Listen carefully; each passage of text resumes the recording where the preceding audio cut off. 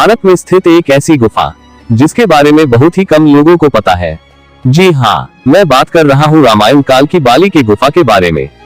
वैज्ञानिक जब बाली की गुफा में घुसे तो अंदर का जो नजारा देखा उनके भी होश उड़ गए। ऋषिमुख पर्वत पर स्थित सुग्रीव की गुफा के बारे में तो हर कोई जानता है, परंतु बाली की गुफा के बारे में हर कोई अनजान है, जो अपने अंदर एक कई राज समेटे हुए है। इसका पता जब वैज्ञानिकों को चला तो वे भी इसके अंदर गए और उन्हें कुछ ऐसे प्रमाण मिले जिससे साबित हो गया कि यह गुफा सचमुच में बाली की गुफा है। परंतु इस गुफा के अंदर से उन्हें ऐसा क्या मिला जिसके बाद उनके भी होश उड़ गए।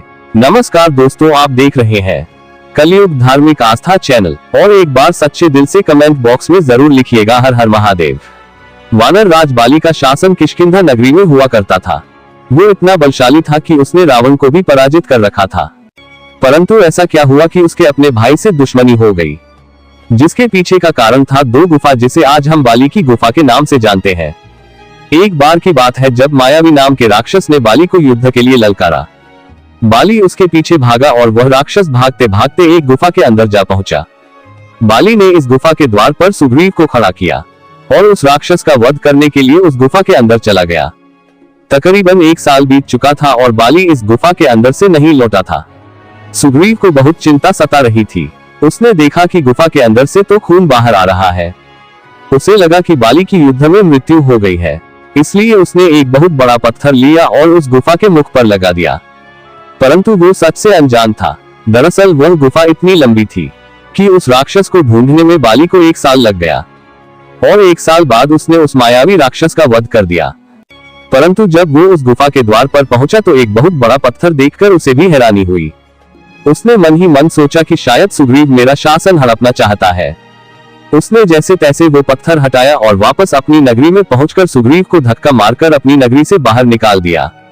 जिसके बाद सुग्रीव अन्य वानरों के साथ ऋषिमुख पर्वत पर रहने लगे।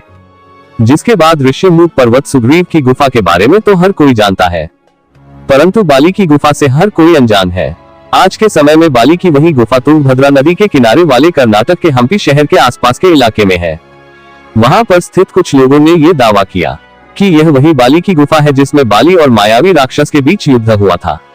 वैज्ञानिक को इस बात का पता चला तो वे शोध करने के इरादे से बाली की गुफा में पहुंच गए, परंतु जब गुफा के अंदर पहुंचे तो उनको इस बात का अंदाजा नहीं था कि वह गुफा कितनी लंबी है। वो पुनः गुफा के बाहर आ गए और इस बार अपने साथ खाने पीने की पूरी व्यवस्था करके दोबारा एक बार बाली की गुफा गए।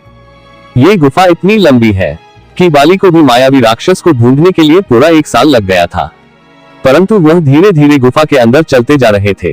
उन्हें बस कुछ ऐसा प्रमाण चाहिए था जिससे ये सिद्ध हो सके कि यह गुफा सचमुच में बाली की है। वे 2-3 दिन तक उसी गुफा में विचरण और शोध करते रहे, परंतु उनके हाथ कुछ भी नहीं लगा। परंतु ठीक 3 दिन बाद उन्हें अंदर से एक विशालकाय नाखून प्राप्त हुआ।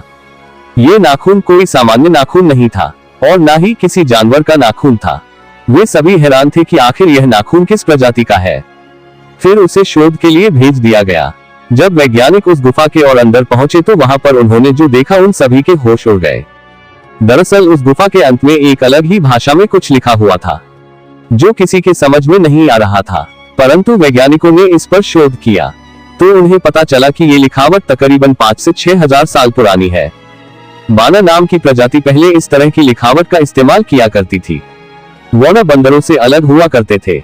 उनका शरीर मानव की तरह होता था, परंतु मुख बंदर की तरह और उनकी पूंछ भी होती थी और वो काफी हष्ट-पुष्ट पहलवान की तरह होते थे। जब वो नाखून अच्छी तरह से शोध किया गया तो यह पाया गया कि वो किसी आम इंसान का नाखून हो ही नहीं सकता है और ना वो किसी जानवर का नाखून है, क्योंकि मायावी राक्षस और बाली के बीच उस गुफा में युद्ध हुआ था। तो ये प्रमाण दिए गए कि यह जरूर उस मायावी राक्षस का ही नाखून है। जिसके बाद वैज्ञानिकों ने भी इस बात पर मुहर लगा दी कि यह गुफा सचमुच में बाली की गुफा है, जो आज के समय में तुंगभद्रा नदी वाले कर्नाटक के हम्पी शहर के जंगली इलाकों में मौजूद है। इस घटना को लेकर आपके क्या विचार है, हमें कमेंट करके जरूर बताएं। अगर वीडियो पसंद आए तो लाइक, शेयर और चैनल को सब्सक्राइब करके बेल आइकन प्रेस करना मत भूलिएगा। तब तक के लिए नमस्कार, हर हर महादेव।